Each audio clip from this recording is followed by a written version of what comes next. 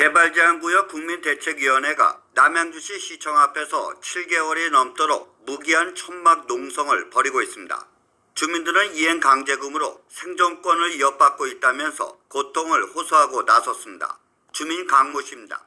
현재 저는 500만 원 검찰 벌금을 완납했고요. 결국 이제 전과자가 된 거죠. 1억 원 개발제한구역 개특법에 의한 이행 강제금을 분할로 납부하고 있습니다. 그리고 농지법에 적발이 되어서 지난 3월에 창고를 원상복구하든지 처분을 하라는 청문회를 바꿔왔습니다. 만약 원상복구나 처분을 하지 않을 경우 상상을 초월한 이행 강제금이 나오게 되더라고요. 대충 계산해보니 약 2억 5천만 원. 개발제한구역의 지정 및 관리에 관한 특별조치법, 개특법이 올해부터 5천만 원 상한선이 폐지되면서 문제가 도출된 것입니다. 주민들은 특히 훼손지 정비사업 기준 1등 모순점이 많다고 지적했습니다. 그 훼손지 정비 사업이 해당되는 창고의 준공 시기가 16년 3월까지라고 합니다. 저희 창고는 16년 4월 30일이 준공일인데 약 한 달이 모자라고 있거든요. 그래서 저희는 훼손지 정비 사업 기준일이 안 됩니다. 16년 3월 이후에 준공 허가를 맞은 창고도 정말 많이 있습니다. 따라서 주민들은 정부가 다음 달 훼손지 정비 사업에 대해 명쾌한 답변을 제시할 때까지 단속 등을 유보해달라는 것입니다. KFN 경기방송 엄민용입니다. 개발제한구역 국민대책위원회가 훼손지 정비 사업의 모순점을 지적했습니다. 남양주시 그린벨트 주민대책위원회 이동우 기획총괄국장입니다.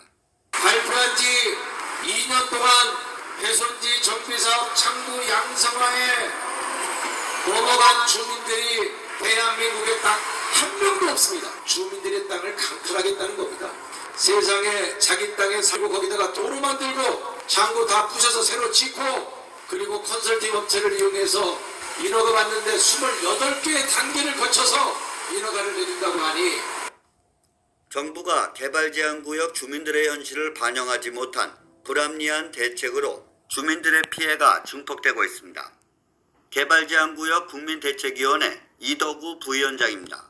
20년 전에 산 토지를 농지법 위반에 걸리고 검찰 벌금 내고 2중 3중 부과에 아주 현실적으로 부당하고 살 수가 없습니다. 이건 벌금이 아니라 땅을 강제로 강탈하는 행위나 진배 없습니다.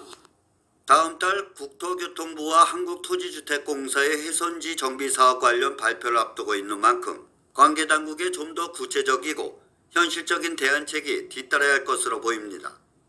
KFN 경기방송 엄민용입니다. 정부가 수년 전부터 추진하고 있는 창고 양성화 훼손지 정비 사업을 현실에 맞게 해달라고 촉구하고 나서 향후 귀추가 주목됩니다. 엄인용 기자가 보도합니다. 개발제한구역 국민대책위원회는 정부가 창고 양성화 훼손지 정비 사업을 조속히 추진해달라고 촉구하고 나섰습니다.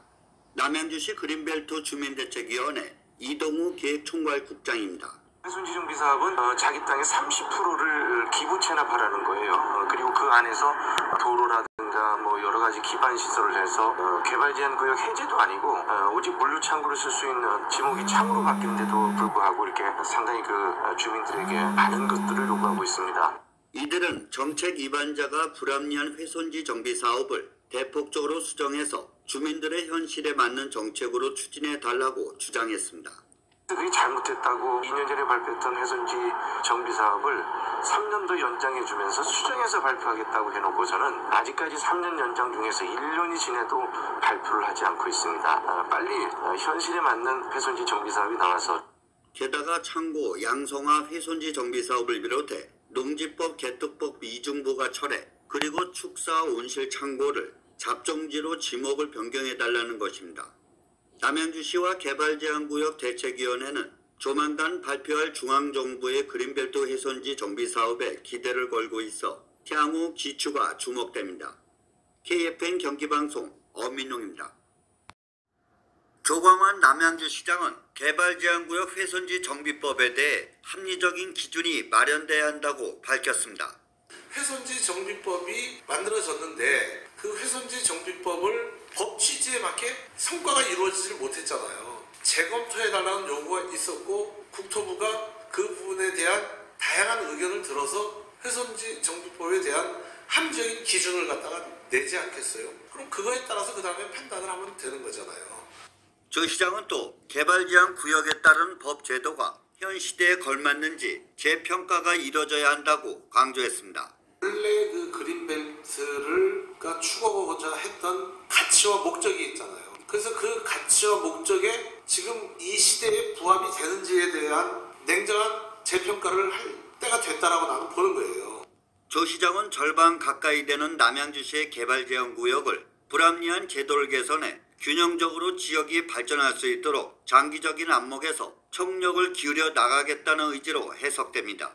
그는 그러면서 개발 제한 구역의 기능이 상실된 점을 역설하면서 바람직한 제도 개선이 뒤따라야 한다고 피력했습니다. 그린벨트의 목적에 맞게 숲이 보존됐거나 그린벨트의 기능을 하면 상관이 없는데 사실상 그린벨트로서의 기능이 상실된 지역을 여전히 그린벨트 지역이라고 묶어놓는 것이 국가 발전으로 또는 지역 발전으로 사회 발전으로 사회 통합으로 바람직한 것이냐에 대한 평가가 있어야 된다고 보는 것이죠. KFN 경기방송 엄민용입니다.